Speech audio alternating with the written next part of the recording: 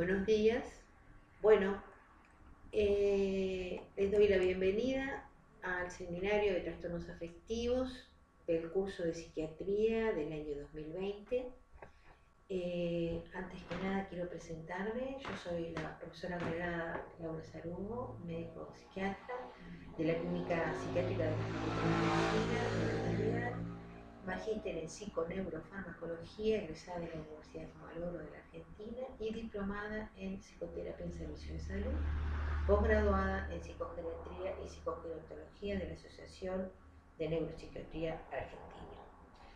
El tema que nos toca hoy de trastornos afectivos, quiero decirles que es un tema muy vasto y que vamos a hacer un resumen de las cosas como que lo más nos interesan que ustedes manejen como médicos generales y como estudiantes que son acerca de este tipo de patología. En esta presentación ustedes van a tener prácticamente todo lo que digo escrito, así que bueno, creo que les va a ser más fácil manejarse de esta forma.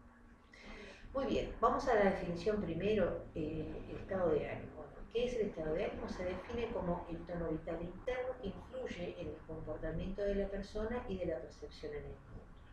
Y que el afecto es la expresión externa del estado de ánimo, ¿sí? Es como la persona se muestra, ¿sí? Es en el estar, en el mundo, ¿sí? Bien, entonces, constituye una categoría muy importante de las enfermedades psiquiátricas. Después vamos a ver la prevalencia y la incidencia, y comprenden el trastorno depresivo, los trastornos bipolares y otros trastornos. Ahora, en el último manual diagnóstico estadístico de los trastornos mentales, que es el DSM-5, este manual separa el trastorno bipolar de los trastornos depresivos, colocándolos en claustros diferentes. ¿Por qué? Porque la neurobiología, la evolución y el tratamiento son distintos. Bien, entonces, dentro de los trastornos depresivos, el DSM-5 incluye todos estos que ven acá. Vamos a referirnos sobre todo al trastorno depresivo mayor, pero decir que el trastorno de desregulación destructiva del estado de ánimo es lo que antes llamábamos trastorno de control del impulso, que el trastorno depresivo persistente es la distimia, que es un paciente que muestra síntomas depresivos que no llegan a configurar un episodio depresivo y que se mantienen durante 2 años, ¿sí? Y después están los trastornos disfóricos premenstruales, trastornos inducidos por sustancias o por medicamentos, ¿no? Entonces ya vamos a ver también que hay que hacer diagnóstico diferencial, trastornos depresivos debido a otra afección médica y me parece que es muy importante recalcar esto, lo de otra afección médica, ya que los trastornos mentales son afecciones médicas y tienen una apoyatura neurobiológica, ¿sí? Los pensamientos, los afectos no es algo que flote adentro del cerebro, sino que es producción de un funcionamiento cerebral, ¿sí? Bueno, vamos específicamente a lo que corresponde a este seminario, los trastornos depresivos. Bien, desde el punto de vista epidemiológico decimos que los trastornos del estado de ánimo, junto con los trastornos de ansiedad, son los trastornos más frecuentes de la práctica cotidiana. Y si bien se ha avanzado notablemente en su comprensión, que ha llevado a una amplia variedad de abordajes terapéuticos, tanto biológicos como psicosociales disponibles, los resultados que se han obtenido no son los esperados.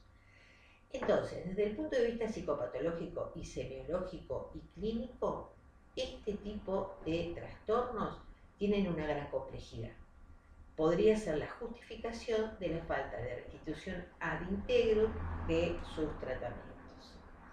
Bien, tiene una alta prevalencia, aproximadamente un 15% de la población, con una incidencia anual de 1,6%. Dentro de las formas más severas, el 15% de los pacientes se pueden suicidar, se suicidan. Según la Organización Mundial de la Salud, la depresión se halla entre las principales causas de discapacidad en la población general y está peleando en este momento por los primeros puestos, ¿sí? Es la mayor causa de años de vida sana perdidos en los adultos jóvenes y genera discapacidad en todos los ámbitos en los que se desarrolla el individuo. Va a diferir en su presentación según la franja etaria a la que nos referimos. Por ejemplo, en el paciente anciano es frecuente confundir los síntomas depresivos con síntomas de déficit cognitivo, lo cual orienta al médico a hacer diagnóstico de demencia cuando quizás no lo sea, o atribuir el desinterés o el desgano a síntomas normales del envejecimiento, que por supuesto no son síntomas normales, ¿sí? Y muchas veces la sintomatología que refiere el paciente es sintomatología física, ¿sí? Somática.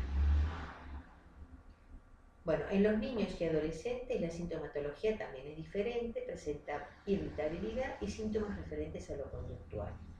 Entonces, esto lleva a que los trastornos depresivos sean subdiagnosticados con la consecuencia que acarrea, como es la recurrencia de los episodios, que altera cada nuevo episodio la neurobiología y lleva a alteraciones cognitivas que son irreversibles.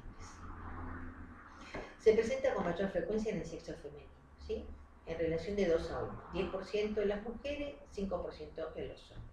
Y esto estaría en relación, por un lado, con los factores estresantes psicosociales que vive esta población, las mujeres, así como también con factores hormonales, porque se ha visto que después de los 60 años la prevalencia entre hombres y mujeres se iguala. El inicio es temprano, ¿no? 3 veces mayor en pacientes entre 18 y 29 años, y quisiera aclarar algunas cosas que me parecen de suma importancia. No es lo mismo la depresión que estar triste. La tristeza es una respuesta humana universal ante la frustración, desilusión u otras adversidades. Por lo tanto, el estado de ánimo puede ser variable en el día, así como en la semana o en los meses, y va a depender de sucesos contextuales y de las características de la personalidad. La depresión es una enfermedad que tendrá su correlato neurobiológico con características sintomatológicas que exceden en la tristeza y una vulnerabilidad genética marcada. Entonces, no es lo mismo un episodio depresivo que un trastorno depresivo. El episodio depresivo tiene síntomas características que vamos a ver más adelante y se convierte en un trastorno depresivo cuando aparece la recurrencia de los episodios con periodos de eutimia. Bueno, con respecto a la etiopatogenia y la psicopatología, tenemos que decir que para que se produzca cualquier patología, no solamente patologías mentales, tiene que haber la confluencia de estos 3 pilares que son componente genético, un agente causal y un medio ambiente favorable. En el caso de los trastornos depresivos vamos a tener los factores genéticos, vamos a tener la adversidad psicosocial en la infancia y los rasgos de personalidad, y un estrés psicosocial reciente, que es el modelo de vulnerabilidad al estrés. Entonces, dentro de los factores genéticos, tenemos que decir que la depresión tiene un heterogéneo fenotipo, tanto en su biología como en su genética y como en sus influencias ambientales, que tendrá manifestaciones diferentes dependiendo del individuo que la aporte, que hay cambios neurológicos y estructurales determinados genéticamente que están relacionados con la conectividad y con la supervivencia de las neuronas, con la sinapsis y con la comunicación entre esas neuronas, que va a depender de la secreción que está alterada genéticamente. No la secreción está alterada genéticamente, sino que está alterada la conformación de estas moléculas genéticamente, ¿sí?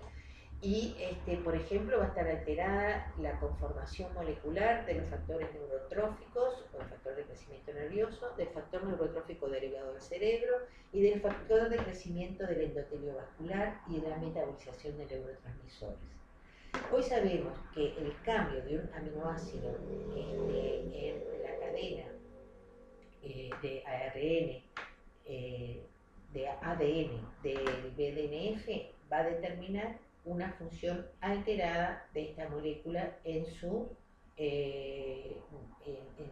acción neurotrófica a nivel cerebral. Recuerden que el BDNF aumenta las conexiones sinápticas, aumenta la presencia de espinas dendríticas. Bien, entonces se han identificado 2 áreas, por ejemplo, ambas localizadas en el cromosoma 10 relacionado con los trastornos depresivos. Y una de esas regiones se encuentra cerca del gen CYP1 que es muy conocido por el papel en la producción de las mitocondrias que podrían estar relacionados con la depresión, ¿sí? Sobre todo con la sintomatología depresiva que tiene que ver con la anedonia, con la falta de voluntad. Bueno, ciertos rasgos de personalidad, como decíamos, llamados neuroticismo, cuyas características es ser pacientes ansiosos, con sintomatología depresiva, hostiles, pueden tener una timidez enfermiza, impulsivos, con gran vulnerabilidad al estrés. Y la adversidad psicosocial en la infancia. Bueno, hoy sabemos que eventos traumáticos en la infancia determinan cambios a nivel neurobiológico, generando una hiperactividad a largo plazo de los sistemas de factores liberadores de corticotrofina y noradrenérgicos del sistema nervioso. Esto va a tener como consecuencia alteraciones por neurotoxicidad en el hipocampo. Y fíjense este estudio en donde muestra el volumen del hipocampo, ¿sí? Controles sanos y volúmenes y el volumen del hipocampo en pacientes portadores de trastorno afectivo. Muestra entonces que el hipocampo es un 9% más pequeño en los pacientes portadores de un trastorno afectivo que en los controles sanos. Bien, estos cambios neurobiológicos van a producir una sensibilización que lleva a una respuesta exagerada al estrés en la edad adulta.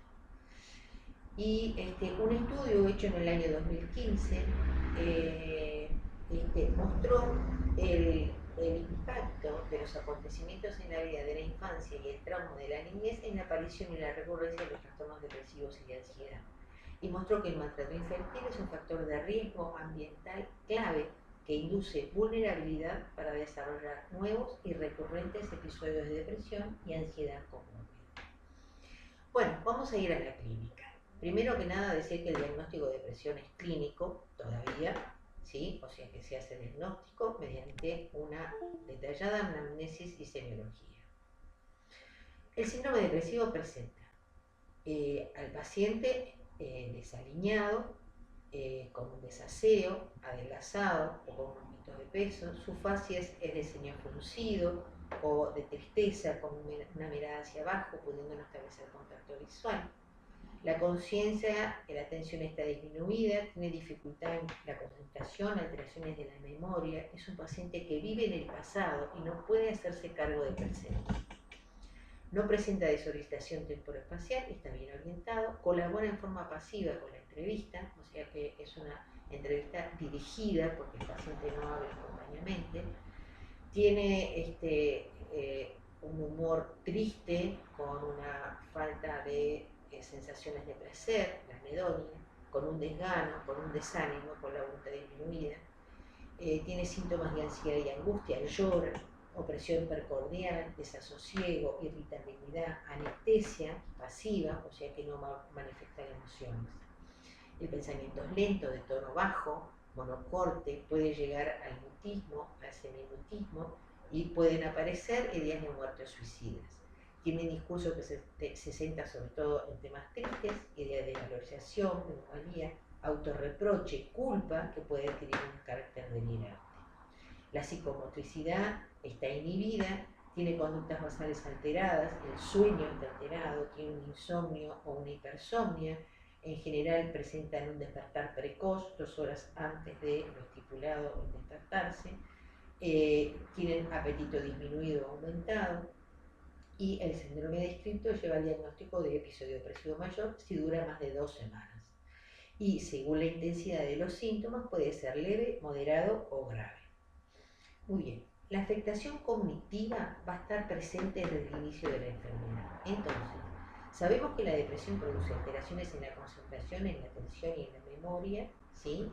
En el aprendizaje, en alteraciones en la planificación y en la ejecución de proyectos y en la resolución de problemas. Pero esta afectación persiste en la remisión del cuadro.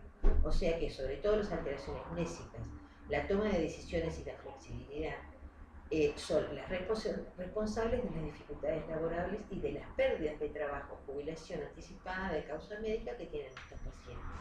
Son alteraciones que van a persistir más allá del cuadro. Bueno, ¿Cuál es la conducta del médico general? Evaluar. ¿Qué debe evaluar? Primero, que la etiología que estamos viendo no sea de otra causa médica, por ejemplo, hipotiroidismo, ¿sí?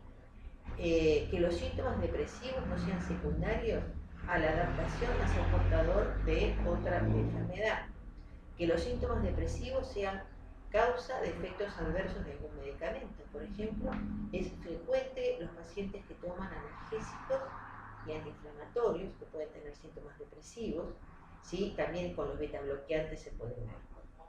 Si la depresión se está manifestando mediante síntomas somáticos en el cuerpo, existe la posibilidad que haya una comorbilidad entre la depresión y otra enfermedad somática, ¿sí?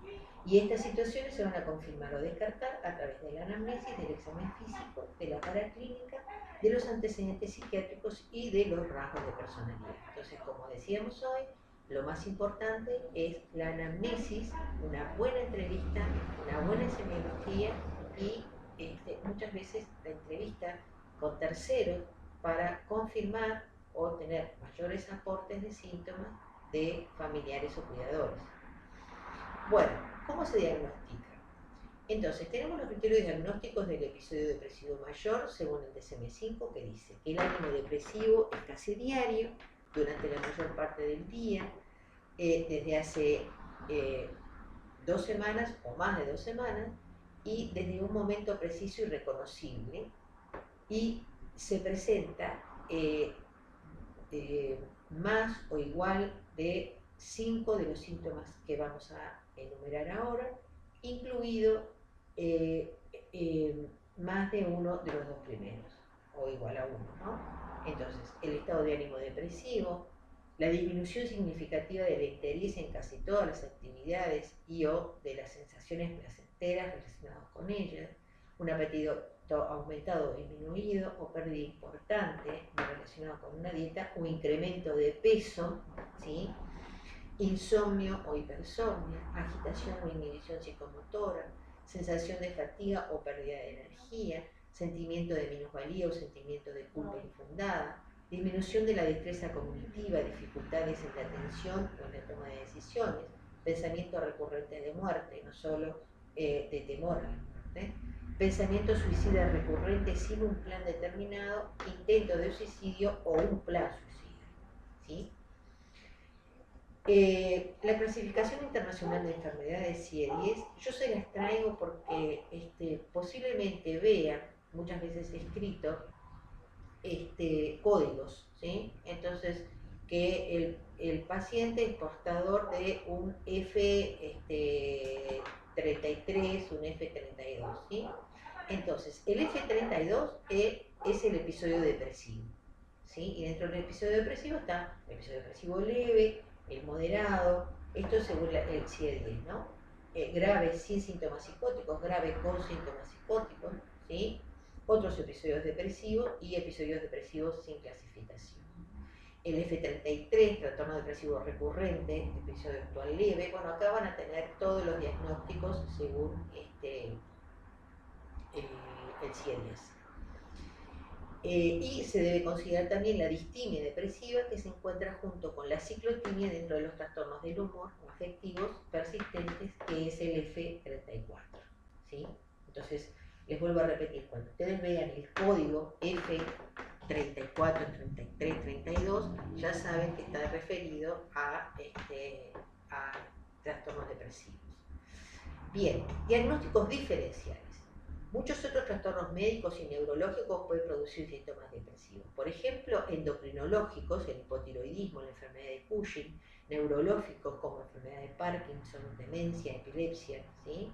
Otros como intoxicación o abstinencia de sustancias, el trastorno bipolar, la esquizofrenia, trastornos de ansiedad, comorbilidades asociadas. Entonces, la paraclínica. Volvemos a decir que el diagnóstico de depresión es clínico, o sea que la paraclínica me va a orientar a qué, a descartar diagnósticos diferenciales, ¿sí? Y para ver en qué situación está el paciente. Entonces, primero valoración de riesgo, ¿sí? Deshidratación, desnutrición, abandono de cuidado, etc. suicidio, valoración y manejo adecuado de la ideación y de la conducta suicida.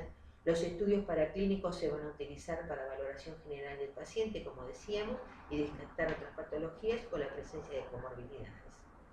Solicitar en principio hemograma, glicemia, ionograma, funcional renal, funcional hepático, prueba de función tiroidea.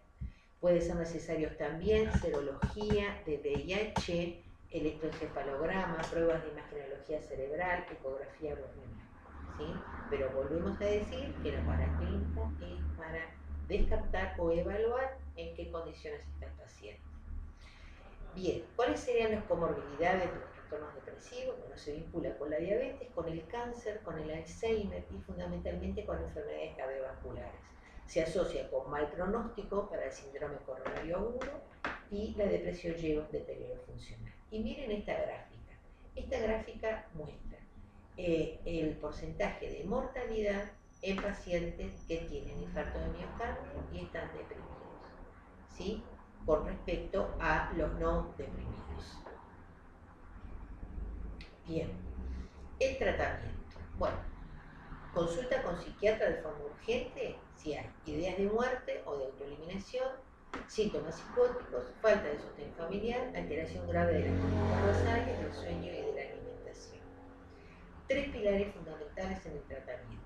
Tratamiento medicamentoso, inhibidores selectivos de la captación de serotonina, son de la primera línea, con las siguientes dosis, ¿no? Fluoxetina entre 20 a 60 miligramos, sertralina entre 50 a 200, escitalopram 10 a 40, fluvoxamina 100 a 300 miligramos, y saber que la latencia de acción es de 30 días.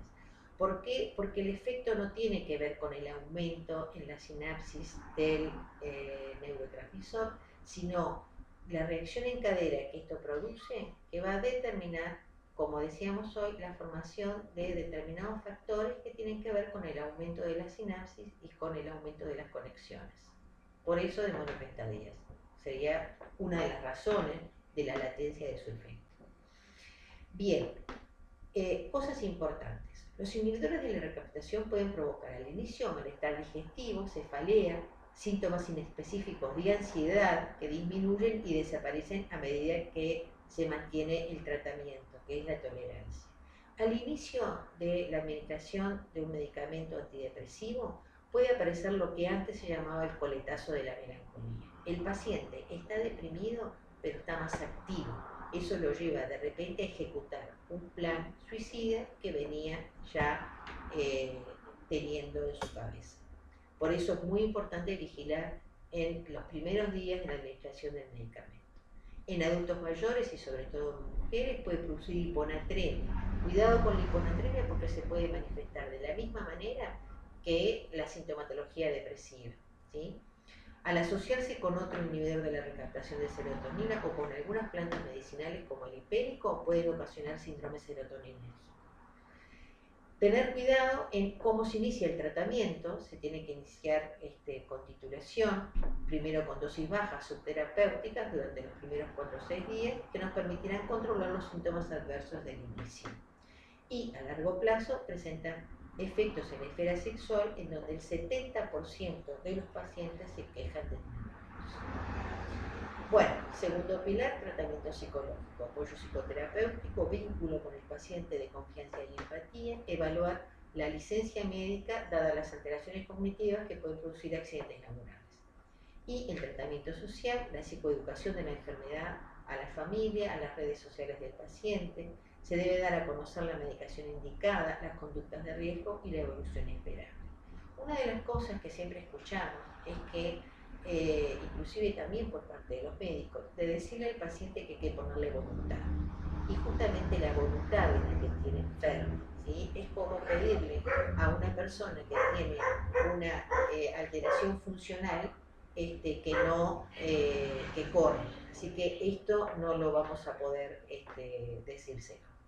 Bien, la evolución y el pronóstico, un episodio depresivo mayor sin tratamiento tiende a la mejoría en 16 semanas, pero puede cronificarse.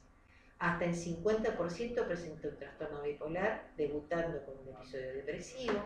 El tratamiento acorta el episodio, disminuye complicaciones y riesgos y previene recaídas.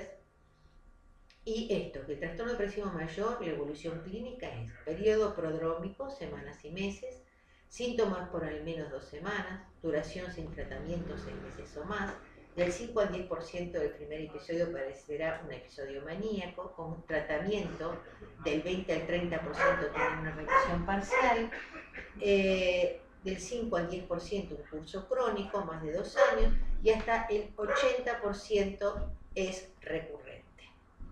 Y bueno, que el trastorno depresivo recurrente, vamos a ver, dependiendo del número de episodios que hayan tenido, se pueden fijar como predictores. Después de un episodio, el 50 al 60% padece un segundo episodio.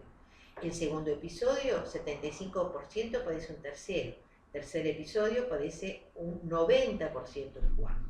Los primeros episodios presentan factores psicosociales y después esto se va desapareciendo por los episodios tardíos.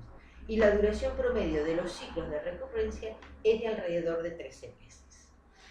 Bueno, acá yo les estoy presentando lo que es la historia natural de la depresión, ¿no? Empieza la sintomatología, se instala el síndrome, se considera que ahí tiene una respuesta al tratamiento cuando desaparecen el 50% de los sintomatología. La sintomatología puede remitir, ¿sí? O puede tener una recaída, ¿sí? O puede tener una recuperación absoluta que se considera alrededor de los 9 meses y puede recurrir, como ustedes ven en la gráfica. Bien, recordamos, es la causa más frecuente de consulta en la policlínica salud mental. Muchas veces se acompaña de síntomas de ansiedad que pueden producir resistencia a su tratamiento. El 15% de los pacientes se suicidan y cuando no se trata adecuadamente produce deterioros cognitivos irreversibles. ¿Sí? Miren, menos de la mitad de los pacientes con depresión mayor son reconocidos claramente como deprimidos. Solo la mitad de todos los pacientes reciben alguna forma de tratamiento para su enfermedad. La mitad. Un cuarto solamente de los pacientes con depresión reciben una dosis y una duración adecuada del tratamiento antidepresivo. ¿Sí?